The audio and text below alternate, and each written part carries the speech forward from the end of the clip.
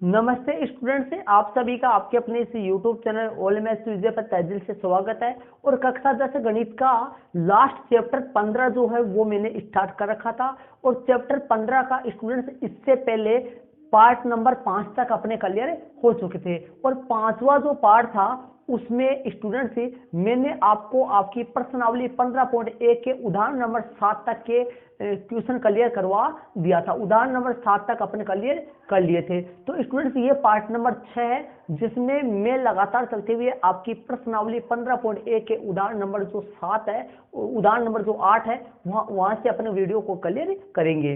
इससे पीछे वाले पार्ट में उदाहरण नंबर 7 तक अपने क्लियर कर लिए थे। और पीछे वाले जो 5 पार्ट है उनको आपने नहीं देखा है तो मैं चैप्टर 15 प्रायिकता जो आपका है उसका मैंने अलग से प्ले लिस्ट बना दिया है। और प्ले लिस्ट का लिंक इसी वीडियो के डिस्क्रिप्शन बॉक्स में है, तो वहां पे जाके आप प्रत्येक पार्ट को लगातार देख सकते हो। और ये चैप्टर 15 का पार्ट नंबर 6 है। और पार्ट नंबर स्टूडेंट्स 6 में आपकी प्रश्नावली 15.1 का उदाहरण नंबर जो 8 है वहां से अपने वीडियो को स्टार्ट करेंगे। उदाहरण नंबर 8 से वीडियो को अपन स्टार्ट करेंगे। इससे पहले 7 उदाहरण कंप्लीट हो चुके थे। तो उदाहरण नंबर जो स्टूडेंट्स 8 है वो आपके सामने मोबाइल की स्क्रीन पे है। पहले क्वेश्चन को समझेंगे, उसके बाद में अपन इसको हल करेंगे।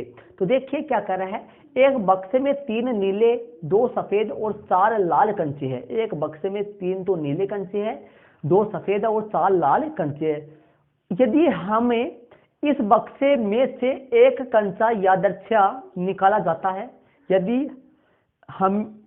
इस बक्से में से एक कंचा यादृच्छा निकाला जाता है, मतलब इस बक्से में से बिना देखे एक कंचा निकालते हैं, तो इसकी क्या प्रायिकता है कि यह कंचा सफेद है, रोमन में पहला है, ये रोमन में दूसरा यह कंचा नीला है, रोमन में तीसरा यह कंचा लाल है। तो अपने को उदाहरण नंबर जो 8 है इसमें रोमन में कुल 3 सवाल है स्टूडेंट से। पहले रोमन में पहले सवाल में उस निकाले गए कंचे के सफेद होने की प्रायिकता निकालनी है। देखो 3 प्रकार के कंचे हैं, 3 प्रकार के कंचे हैं। रोमन में पहला सफेद निकालने की प्रायिकता, रोमन में जो पहला है वो सफेद निकालने की जो प्रायिकता है, रोमन में पहले की सफेद निकालने की प्रायिकता है, निकालनी है। और रोमन में जो दूसरा है वो क्या है, रोमन में दूसरे नीला निकालने की प्रायिकता निकालनी है अपने को। निकाले गए कंचे का क्या हो, निकाले गए कंचे का नीला हो। और तीसरा जो है स्टूडेंट्स वो है निकाले गए कंचे का क्या हो, लाल हो। तीसरा है निकाले गए कंचे का क्या हो, लाल हो। तो रोमन में कुल 3 क्वेश्चन है। पहले बिना देखे उसमें से एक कंचा निकालते हैं, तो निकाले गए कंचे का सफेद हो, निकाले गए कंचे का नीला हो, निकाले गए कंचे का लाल हो। तो रोमन में जो पहला है वो आपके सामने सफेद हो, तो सफेद कंचे जो है उसे थैले में टोटल कितने कंचे हैं, टोटल देख लेते हैं कितने कंचे हैं। और सफेद जो कंचे हैं वो 2 हैं। और नीले कंचे हैं वो नीले कंचे कितने हैं, 3 है। और लाल कंचे कितने हैं, 4 है। लाल जो कंचे हैं वो 4 है। अब देखते हैं इसका कैसे निकालते हैं। लाल कंचे 4। तो ध्यान से देखिए, मैंने बेसिक वाला जो वीडियो मेरा था उसमें मैंने आपको ये क्लियर करवाया था। प्रायिकता का दूसरा ना संभावना ही होता है। एक प्रकार का प्रायिकता क्या होता है, संभावना ही होती है। तो बताइए, इन बिना देखे अपने एक कंचा निकालते हैं, तो इन कंचों में से सबसे ज्यादा कौन सा कंचा निकलने की संभावना है, सबसे ज्यादा लाल कंचा निकलने की प्रायिकता, सबसे ज्यादा लाल कंचा निकलने की है। सबसे ज्यादा जो संभावना है वो लाल कंचा निकलने की है, क्योंकि लाल कंचा सबसे ज्यादा है। तो ये बताइए लाल कंचा निकलने की संभावना कितनी है, 4 है। कितने में से टोटल संभावना कितनी है, टोटल संभावना जोड़ देते हैं इनको, कितनी है, 2 और 3 5 और 5 से 4 9। तो ये देखिए ये आपके सामने आंसर आ गया है। रोमन में तीसरे का आंसर आ चुका है। क्या बोला है, बिना देखे या यादृच्छा एक कंचा निकाला जाता है, तो उस कंचे के लाल होने की प्रायिकता 4/9 हो गई। रोमन में तीसरे का आंसर आ चुका है। और उस कंचे के नीले होने की प्रायिकता 3/9 हो गई। उस कंचे के नीले होने की प्रायिकता 3/9 होगी, कट जाएगा ये। और उस कंचे के सफेद होने की प्रायिकता 2/9 हो गई। तो ये आंसर आ चुके हैं अपने। रोमन में दूसरे का 2/9 आएगा, रोमन में दूसरे का 3/9 आएगा, रोमन में पहले का 2/9 आएगा। और मतलब सफेद आने की प्रायिकता 2/9 हो गया, नीला आने की प्रायिकता 3/9 हो गया, ये कट जाएगा, 1/3 आएगा। लाल आने की प्रायिकता 4/9 हो गया। वैसे तो इनके क्वेश्चन तो ये आएंगे, प्रायिकता के कोई भी क्वेश्चन हो उनका डायरेक्ट आंसर आपको पता चल जाता है क्वेश्चन देखते ही। करने का तरीका क्या है वही मैंने पहले बताया था, वैसे करोगे आप। देखिए करते हैं, करेंगे इसको, तो करेंगे कैसे इसको वो देखिए। ये मैंने सीधे आंसर बता दिया आपको, करेंगे कैसे वो देखिए। रोमन में पहला देखिए, सबसे पहले माना की घटना ए मान लेंगे, माना की EFG मान लेंगे, माना की घटना ई निकाले गए कंचे का, निकाले गए पत्ते का, निकाले गए मतलब उस थैले में से निकाले गए कंचे का, उस थैले में से निकाले गए कंचे का। मैं हर बार आपको बताया था मैंने आपको, जिसकी प्रायिकता अगला पूछ रहा है उस लाइन को ई घटना मान लो, एफ घटना मान लो। तो निकाले गए कंचे का पहला क्या है रोमन में, निकाले गए कंचे का सफेद होना, निकाले गए कंचे का क्या होना, निकाले गए कंचे का सफेद होना, निकाले गए कंचे का क्या होना, सफेद होना। अब मैं लिख देता हूं कुल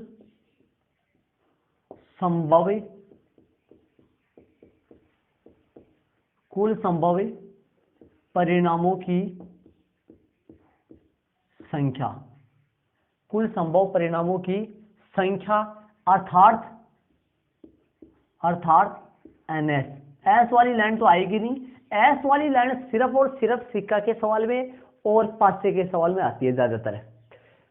कुल संभव परिणामों की संख्या अर्थात NS जो है वो कितने आएंगे, टोटल कंचों की संख्या। अब टोटल कंचों की संख्या क्वेश्चन में डायरेक्ट तो नहीं दिया है, अपने को जोड़ना पड़ेगा खुद को। देख लेते हैं, 3 तो नीले हैं, 2 सफेद है और 4 लाल है।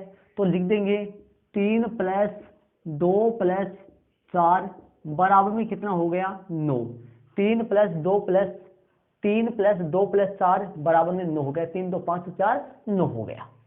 अब लिख देते हैं NS तो वहां हो गया।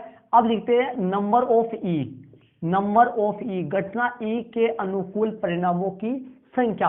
अब घटना ई क्या था, निकाले गए कंचे का सफेद होना। तो बताइए सफेद कंचे कितने थे पूरे थैले में, सफेद कंचों की जो संख्या थी वो पूरे थैले में कितनी थी, सफेद कंचों की संख्या 2 थी। कितनी थी, 2 थी, सफेद कंचे 2 थे। तो यहां लिख देंगे नंबर ऑफ ई का मान कितना हो गया 2, मतलब सफेद होने की प्रायिकता 2 हो गई। P ऑफ ई, घटना ई की प्रायिकता N ऑफ ई बटा N ऑफ S। तो बताओ N ऑफ ई का जो मान है वो कितना आएगा, N ऑफ ई 2 आएगा और N ऑफ S 9 आएगा। तो 2/9 हो गया। तो अतः वाली लाइन अपन लिख देते हैं, अतः थैले में से निकाले गए कंचे का, एक कंचा निकाला जाता है, उस थैले में से निकाले गए कंचे के सफेद होने की प्रायिकता आ गई अपने पास। अतः थैले में से सफेद कंचे के, थैले में से सफेद कंचे के निकलने की प्रायिकता, सफेद कंचे के निकलने की प्रायिकता, सफेद कंचे के निकलने की प्रायिकता, थैले में से सफेद कंचे के निकलने की जो प्रायिकता है वो कितनी आ गई 2/9। सफेद कंचे के निकलने की प्रायिकता 2/9 है, सफेद कंचे के निकलने की प्रायिकता 2/9 है।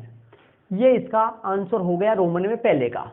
आराम से अपन करेंगे क्वेश्चन को, प्रत्येक वीडियो में 2 या 3 या फिर एक सवाल ही मैं करवाता हूं, क्योंकि बड़ा होता है, पूरा क्लियर करवाना पड़ता है सवाल को। ये 2/9 हो गया रोमन में पहले का।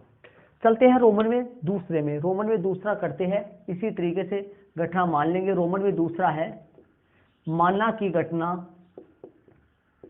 निकाले गए कंचे का। अब एक ही सवाल में रोमन में 2 सवाल हो या स्टूडेंट्स रोमन में 3 सवाल हो, तो पहले वाले को घटना आप ई मान लिए तो दूसरे वाले को घटना एफ, या दूसरा मानना है ई नहीं मानना है, क्योंकि वो तो ई तो वो मान लिए ना उसी सवाल में।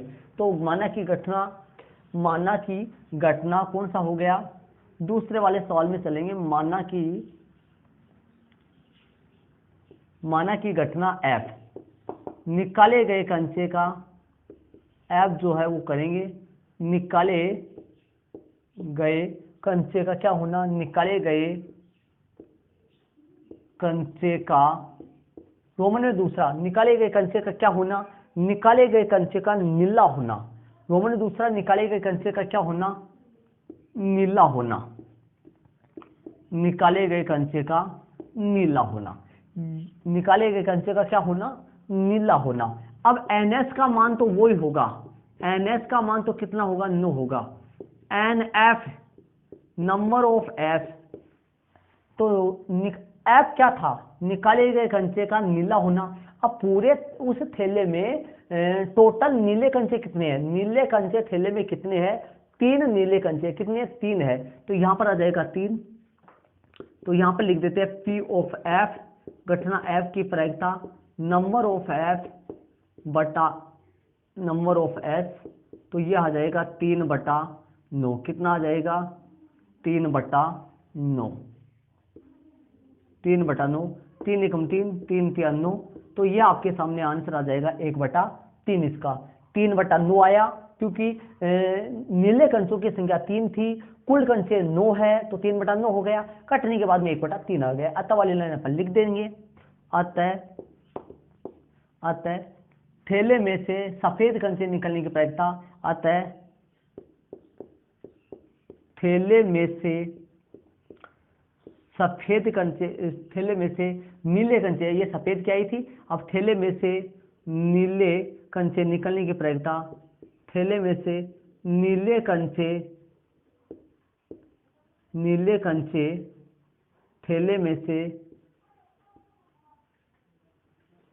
नीले कंचे निकलने की प्रायिकता, नीले कंचे के, अतः थैले में से नीले कंचे के निकलने की प्रायिकता, निकलने की प्रायिकता, निकलने की प्रायिकता कितनी आई अपने पास, 1/3 है, 1/3 आई अपने पास, तो यहां पर लिख देंगे 1/3 है। यह अपना रोमन में दूसरा हो गया, जिसमें 1/3 आ गई, प्रायिकता कितनी आ गई रोमन में दूसरा हो गया, 1/3 हो गए। अब अपन चलते हैं रोमन में, इसी में तीसरा भी है, तो मान लेंगे घटना रोमन में जो तीसरा है वो इसी तरीके से अपन करेंगे, लगातार आपको मान लेना है इसी तरीके से। EFG, अब EFG हो गया, घटना मान लेंगे, माना कि घटना EFG, माना कि घटना G, निकाले गए कंचे का, निकाले गए कंचे का क्या होना, निकाले गए कंचे का, रोमन में तीसरे में है लाल होना, निकाले गए कंचे का लाल होना, निकाले गए कंचे का क्या होना, लाल होना। तो ध्यान से देखना, निकाले गए कंचे का लाल होना। अब अपन क्या करेंगे, NS का मान तो वही है, NS का मान तो 9 है, और NG का मान, NG का मान नीचे लिख देता हूं, यहां पर लिख देता हूं, NG का मान यहां लिख देता हूं, NG नंबर ऑफ G, तो G क्या माना है अपन, G जिसको G माना है उसकी संख्या, G घटना है निकाले गए कंचे का लाल होना, तो लाल वाले कंचे कितने हैं, लाल वाले कंचे 4 है, तो यहां पर 4 आ जाएगा। तो अब लिख देंगे PG, सूत्र कैसे बनेगा, PG बराबरी, मतलब घटना G की प्रायिकता बराबरी NG, क्या आएगा, NG बटा NS। NG कितना है 4, NS कितना है 9, NS कितना है 9 हो गया। अतः वाली लाइन अपन लिख देंगे, ये कटेगा है नहीं, 4/9 नहीं कटेगा, अतः वाली लाइन अपन लिख देंगे। अतः थैले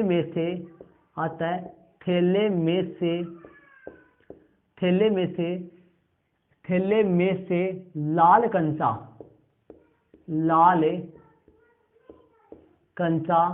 निकलने की प्रायिकता, लाल कंचा निकलने की प्रायिकता, थैले में से लाल कंचा, अतः थैले में से लाल कंचा निकलने की प्रायिकता, थैले में से लाल कंचा निकलने की प्रायिकता जो है वो अपने पास आ जाएगी कितनी, 4/9। तो मैंने जो स्टार्टिंग सवाल में आंसर वैसे सीधे ही बता दिए थे आपको। बट्टे में तो स्टूडेंट से टोटल कंचों की संख्या, ऊपर जिसकी प्रायिकता पूछ रहा है उनकी संख्या। जैसे यहां पर पूछा अपने को सफेद आने की प्रायिकता, तो बट्टे में तो कुल कंचों की संख्या, ऊपर सफेद वाले कंचों की संख्या। यहां पर पूछा अपने को नीला कंचा होना, तो बट्टे में तो कुल कंचे, ऊपर नीले कंचों की संख्या। यहां पर पूछा अपने को लाल कंचा होना, तो बट्टे में तो कुल कंचे और ऊपर लाल कंचों की संख्या। तो स्टूडेंट से अब मैं आपको ये बता दूं, यहां पर कभी भी एक बात बता देता हूं, ध्यान से सुन लीजिए, ध्यान दीजिए। यहां पर जब अपन घटना को मानते हैं तो यहां ऐसे नहीं लिखना निकाले गए कंचे का सफेद होने की प्रायिकता। कई गलती से आप ऐसे लिख देते हैं निकाले गए कंचे का सफेद होने की प्रायिकता। इसके अंदर सफेद होने की प्रायिकता मत लिख देना। क्यों नहीं लिखेंगे, ध्यान से देखिए। यदि स्टूडेंट से आप यदि इस लाइन के अंदर निकाले गए कंचे के सफेद होने की प्रायिकता आप लगा दोगे, तो ई का मतलब क्या हुआ, ई का मतलब हुआ सफेद होना, सफेद होने की प्रायिकता। ई का मतलब हुआ निकाले गए कंचे के सफेद होने की प्रायिकता। फिर यहां पर स्टूडेंट्स आप फिर लगा दोगे तो यहां पर इसका मतलब फिर डबल प्रायिकता बन जाएगा। कैसे, आपने ई क्या माने अभी निकाले गए कंचे के सफेद होने की प्रायिकता, और एक पी बार लगा दोगे। ये पी किस लिए, प्रायिकता के लिए तो है, तो निकाले गए कंचे के सफेद होने की प्रायिकता डबल प्रायिकता बन जाएगा। इसलिए कभी भी मानने वाली लाइन में प्रायिकता नहीं लिखना आपको। कभी ऐसे लिख दो कि प्रायिकता ज्ञात करनी है तो अपने प्रायिकता लिख दे, प्रायिकता गलत होगा, डबल प्रायिकता बन जाएगा। तो प्रायिकता नहीं मानना प्रायिकता आपको। तो आपको उदाहरण नंबर 8 हो गया। उदाहरण नंबर 8 में रोमन में कुल 3 थे, मैंने आपको क्लियर करवा दिया है। तो स्टूडेंट्स आप इसको अपनी नोटबुक में ऐड कर लीजिए। जहां पे भी आपके नहीं समझ में आ रहा तो उसको वीडियो को पॉज कीजिए और बैक ले जाकर रिटर्न देखिए, आपके तुरंत समझ में आ जाएगा। और इसी के साथ स्टूडेंट्स अपन चलते हैं उदाहरण नंबर 9। उदाहरण नंबर 9 को अपन क्लियर करेंगे। उदाहरण नंबर जो 9 है वो आपके सामने मोबाइल की स्क्रीन पे आ चुका है। स्टूडेंट्स तो ध्यान से देखिए, उदाहरण नंबर 9 में हरप्रीत दो भिन्न भिन्न सिक्कों को एक साथ उछालती है। हरप्रीत नाम की कोई लड़की है, वो दो भिन्न भिन्न सिक्कों को एक साथ उछालती है। मान लीजिए एक सिक्का 1 रुपए का तथा और दूसरा सिक्का 2 रुपए का है। ब्रैकेट में कोष्टक में दे रखा है, मान लो कि एक सिक्का तो 1 रुपए का और दूसरा सिक्का 2 रुपए का। आगे देखिए क्या कह रहा है, इसकी क्या प्रायिकता कि वह कम से कम एक चित्त प्राप्त करेगी। उसकी क्या प्रायिकता कि वह कम से कम एक चित्त प्राप्त करेगी। तो देखिए इसको अपने, ये प्रश्न किसका, सिक्का वाला प्रश्न है। अब सिक्का वाले प्रश्न में मैंने एक सिक्के की 3 उछाल तक आपको बेसिक वाले वीडियो में क्लियर करवाया था। एक सिक्के की आपके कितनी उछाल है, एक सिक्के की 1 उछाल, एक सिक्के की 2 उछाल, एक सिक्के की 3 उछाल, आपके 3 उछाल तक ट्यूशन है। तो ध्यान से देखिए एक सिक्के की ये कितनी उछाल है, इसमें लिखा है दो भिन्न भिन्न सिक्कों को एक साथ उछालती है। तो मैंने आपको ये बताया था दो भिन्न भिन्न सिक्कों को एक साथ उछालती है, इसका मतलब हो गया 2 सिक्कों को एक साथ उछालती है। 2 सिक्कों को एक साथ उछालना या एक सिक्के को 2 बार उछालना सेम ही है। ये मैंने दोनों आपको क्लियर करवाया था बेसिक वाले वीडियो में।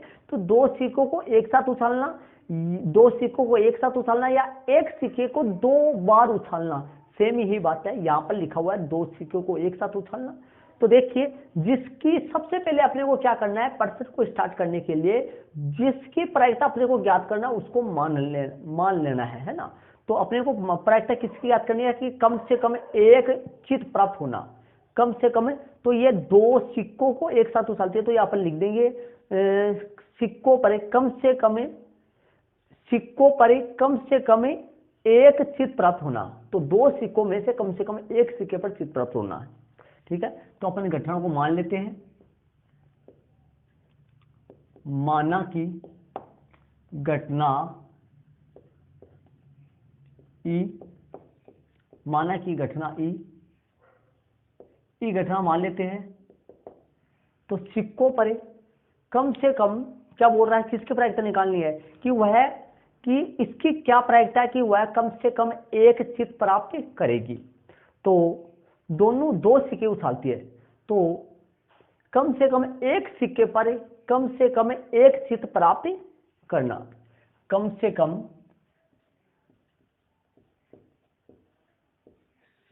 सिक्के पर कम से कम, सिक्के पर कम से कम, सिक्के पर कम से कम एक, सिक्के पर कम से कम एक चित प्राप्त करेगी, सिक्के पर कम से कम एक चित प्राप्त करेगी। इसकी प्रायिकता अपने को मान लिया है मैंने, इसकी प्रायिकता अपने को ज्ञात करनी है। सिक्के पर कम से कम एक चित प्राप्त करेगी, तो सिक्के पर कम से कम एक चित प्राप्त करेगी, इसका मतलब हुआ कम से कम एक चित प्राप्त करेगी, तो वो दो भी कर सकते, एक चित भी, कम से कम एक चित प्राप्त करने का मतलब हुआ कि एक चित प्राप्त कर सकती है, या दो भी कर सकती है, या तीन भी कर सकते हैं। मतलब कम से कम एक चित प्राप्त करेगी तो दो भी कर सकती है, तीन भी कर सकती है, मतलब कम से कम एक है, ज्यादा तो कितनी भी प्राप्त कर सकती है। अब मैं लिख दूंगा, सिक्का वाला प्रश्न है, सिक्के वाले प्रश्न में, पासे वाले प्रश्न में एस के लाइन अर्थात प्रतिशत समष्टि जो होता है, मतलब कुल संभव परिणाम अपन लिख सकते हैं। तो अपन लिख देंगे कुल संभव परिणाम, कोष्टक में एस, कुल संभव परिणाम कोष्टक में एस बराबर क्या कहेंगे, एक सिक्के की दो उछाली है। वैसे दो सिक्के को एक साथ उछालते हैं, लेकिन एक सिक्के की दो उछाल बोले चाहे दो सिक्कों को एक साथ उछाले, एक ही बात होती है। तो एक सिक्के की दो उछाल या दो सिक्कों को एक साथ उछालने पर कुल संभव परिणाम एस क्या आएगा, 4 आएंगे। ये मैंने बेसिक वाले वीडियो में करवाया था। एच हो सकता है, टीएच हो सकता है, या एच टी हो सकता है, या टीटी हो सकता है, ये अपने पास आएंगे। एक सिक्के की दो उछाल में या दो सिक्कों की एक उछाल में, तो यहां पर दो भिन्न भिन्न सिक्के हैं, उनको एक साथ उछाला गया है, तो दो सिक्के के एक उछाल में कुल संभव परिणाम एस, ये 4 आएंगे। अब एनएस लगा देते हैं, अब डायरेक्ट एनएस लगा सकते हैं, अब डायरेक्ट अपन एनएस लगा सकते हैं, क्योंकि अपने एस आ गया है। एस आने के बाद में डायरेक्ट अपन एनएस लिख सकते हैं। जब एस वाली लाइन आ जाती है तो डायरेक्ट एनएस लिख सकते हैं, वरना आपको क्या लिखना पड़ेगा, कुल संभव परिणामों की संख्या अर्थात एनएस, जो अपन पीछे वाले सवाल में करे थे अभी वैसे। तो एनएस कितना आ जाएगा, 4। कितना आ जाएगा, 4। अब यहां ध्यान से देखिए, number of E, number of E मतलब ई की संख्या। तो ये वाला देखिए स्टूडेंट्स, नंबर ऑफ ई ये कितना आएगा, ई की संख्या, नंबर ऑफ ई। ई क्या है, पहले ई को समझो, ई क्या है। ई अपन क्या माने हैं, सिक्के पर कम से कम एक चित प्राप्त करना। तो स्टूडेंट्स सिक्के पर कम से कम एक चित प्राप्त करना, तो मैं ऐसे लिख रहा हूं, कम से कम एक चित आना। तो स्टूडेंट्स इसमें क्या हो गया, कम से कम एक चित आना, कम से कम कितना चित आना, एक चित आना। तो ध्यान से देखना, इसका मतलब क्या हो गया, कम से कम एक चित आना। तो एक चित तो आना ही चाहिए, एक चित तो आने से कम एक चित का मतलब ये हुआ स्टूडेंट से कि कम से कम एक चित तो आना चाहिए, दो भी आ सकते हैं, लेकिन ऐसा नहीं हो कि एक ही चित नहीं आए। जैसे अपने नॉर्मल तरीके से अपने किसी बात को ऐसे बोल दे कि जैसे मान लो अपने को कोई टॉफी बांट रहा है या कोई चीज अपने को दे रहा है, कोई बांट रहा है कुछ भी, और अपन नॉर्मल से ऐसे बोल दे कि कम से कम एक तो देनी है। क्या बोलते हैं अपने को, कम से कम एक तो देनी ही है।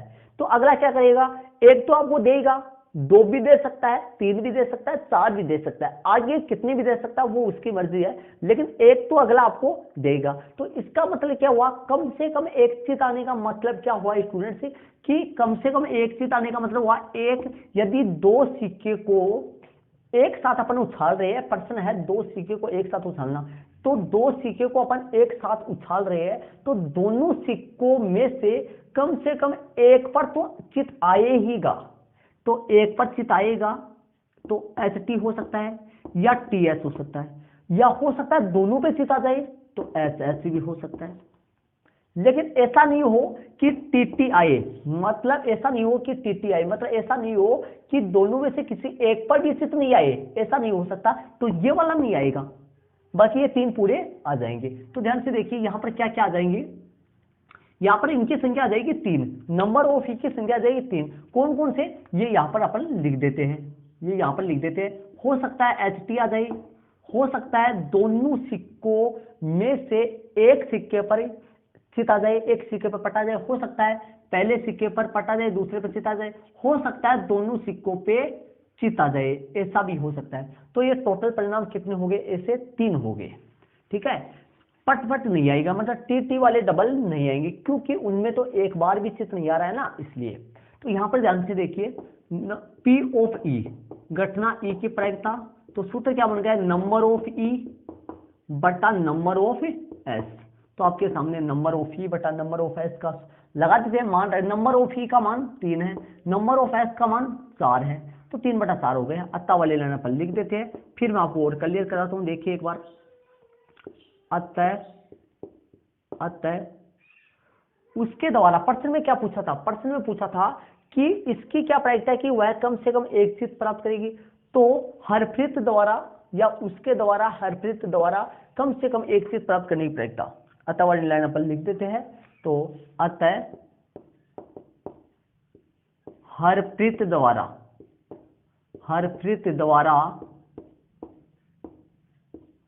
कम से कम एक, कम से कम हरप्रीत द्वारा कम से कम, अतः हरप्रीत द्वारा कम से कम एक चित प्राप्त करने की प्रयत्न, कम से कम हरप्रीत द्वारा कम से कम एक, हरप्रीत द्वारा कम से कम एक चित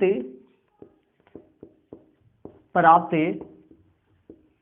करने की प्रायिकता, एक चित प्राप्त करने की प्रायिकता 3/4 है। कितनी आ गई, 3/4 आ गई। कम से कम एक चित प्राप्त करने की जो प्रायिकता है वो कितनी आ गई, 3/4 है। ये इसका उदाहरण नंबर जो 9 है, इसका आंसर हो गया 3/4। अब एक बात मैं क्लियर करा देता हूं, ध्यान से समझने की कोशिश कीजिए स्टूडेंट्स।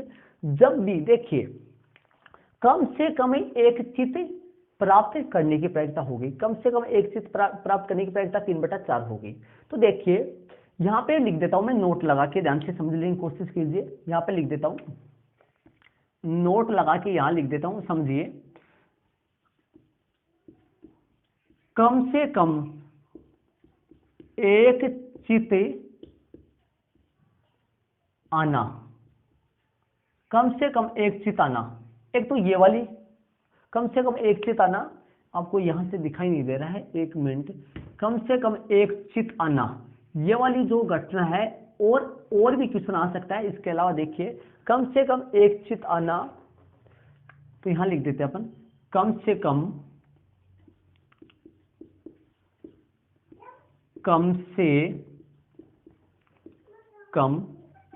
एक चित आना, कम से कम एक चित आना, ये वाली जो बात है। और इसके अलावा स्टूडेंट्स ही कम से कम एक चित आना, या इस बात को अपने बोल सकते हैं अधिक से अधिक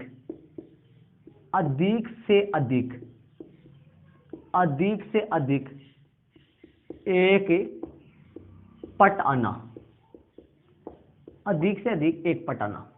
ध्यान से समझने की कोशिश कीजिए, ये जो मैंने नोट में बात लिखी है आपके सामने, ये दोनों, इन दोनों का सारांश एक ही है। इन दोनों की प्रायिकता, यदि क्वेश्चन में इन दोनों में से कोई सा भी एक आए, तो ध्यान से देखिए, ये क्वेश्चन में आपको एग्जाम में नहीं करना है, आपको समझने के लिए मैंने करवा दिया है, एग्जाम में आपको इसको नहीं करना है, ध्यान रहे।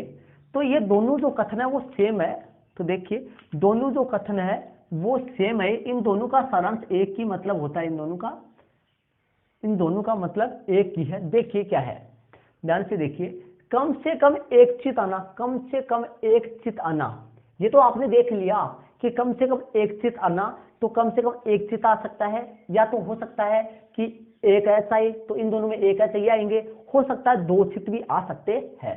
अब इसको देखिए, अधिक से अधिक एक पट आना, इसका मतलब क्या हुआ, अधिक से अधिक एक पट का मतलब क्या हुआ, ध्यान से समझने की कोशिश कीजिए। अधिक से अधिक एक पट का मतलब ये हुआ कि ज्यादा से ज्यादा एक पट आ सकता है, ज्यादा से ज्यादा एक पट आ सकता है, और पट नहीं भी आए तो भी कोई दिक्कत नहीं है, पट नहीं भी आए तो भी कोई प्रॉब्लम नहीं है। ज्यादा से ज्यादा एक पट आएगा, और यदि पट नहीं भी आए तो भी कोई प्रॉब्लम नहीं है, कोई दिक्कत नहीं है। तो ध्यान से देखिए, इसका मतलब हुआ एक टी आएगा, और यदि तीन नहीं भी आए तो भी कोई प्रॉब्लम नहीं है। तो इसमें इसका मतलब क्या हुआ, एक टी आएगा और तीन नहीं भी आए तो भी कोई दिक्कत नहीं है। तो इनमें एक टी तो है और इनमें एक भी टी नहीं है, तो दोनों का सेम ही बात है, दोनों एक ही है। इन दोनों के कुल परिणाम, इन दोनों की सहायता से जो परिणाम आएंगे वो यही होंगे, तीन ही होंगे। तो ध्यान से देखना, जब भी क्वेश्चन में अधिक से अधिक का आंसर आए, अधिक से अधिक की प्रायिकता पूछे, सिक्के के और पासे वाले सवाल में जब भी अधिक से अधिक का क्वेश्चन आए या कम से कम का क्वेश्चन आए, तो टोटल एक सिक्के की यदि दो उछाल हो तो टोटल परिणाम कितने आएंगे, चार। तो टोटल से एक कम इनके प्रायिकता आएंगी। टोटल परिणाम चार है तो चार से एक कम तीन हो गए, 3/4 आएगा इनका आंसर। देखिए, इनका थोड़ा नॉर्मल ट्रिक से मैं बताता हूं। जैसे मान लो कि इसके लिए बोले, कोई बोले आज कम से कम एक चीज देना, कोई कम से कम एक चित्र देना, तो ये बात जो है एक प्रकार की अपने जवान, एक प्रकार की बच्चों के लिए बात है ये। कोई अभी मैंने टॉफी वाला एग्जांपल लेके आपको समझाया था। कोई बच्चे है, वो कोई दूसरा टॉफी बांट रहा है, तो वो क्या कहेगा, मेरे को कम से कम एक टॉफी तो देना ही है। वो क्या बोलेगा, मेरे को कम से कम एक टॉफी तो देना है। तो ऐसे थोड़ी ना कर रहा है वो, मेरे को दो नहीं देनी, तो उसको एक तो देना है, दो भी उसको दे सकते हैं, तीन भी दे सकते हैं, तो कम से कम एक तो चीज आना ही चाहिए। और ये एक प्रकार के जो बुजुर्ग व्यक्ति होते हैं, जो वृद्ध व्यक्ति होते हैं, उनके लिए वो क्या बोलेंगे कि भाई उनको कोई टॉफी देगा, वो क्या बोलेगा, भाई ज्यादा से ज्यादा मेरे को सिर्फ एक टॉफी दे दो। ज्यादा से ज्यादा कितनी टॉफी दे दो, सिर्फ एक दे दो, दो भी दो, दो नहीं चाहिए मेरे को, कम से ज्यादा एक ही टॉफी देना। यहाँ इसका मतलब क्या हुआ, अधिक से अधिक एक पट आना।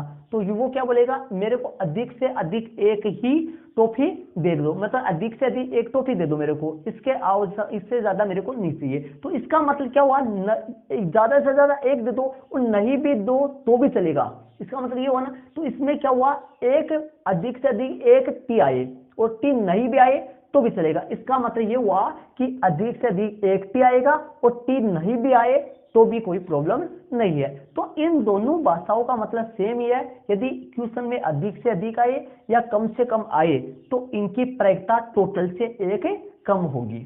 तो ये अपना उदाहरण नंबर 9 हो गया। शायद उम्मीद कर रहा हूं ये दोनों क्वेश्चन आपके एग्जाम में अधिक से अधिक आए या कम से कम आए तो इन दोनों की सेम ही आएगी प्रायिकता, 3/4। ये उदाहरण नंबर 9 हो गया। इसको आप अपने नोटबुक को जरूर ऐड कर लीजिए, और साथ ही अगले वाले पार्ट में अपन मिलेंगे। और यदि ये वाले एग्जाम्पल आपको, ये उदाहरण आपको कैसे समझ आए, कमेंट्स जरूर से कीजिए स्टूडेंट्स से। ओके स्टूडेंट्स, थैंक्स, जय हिंद।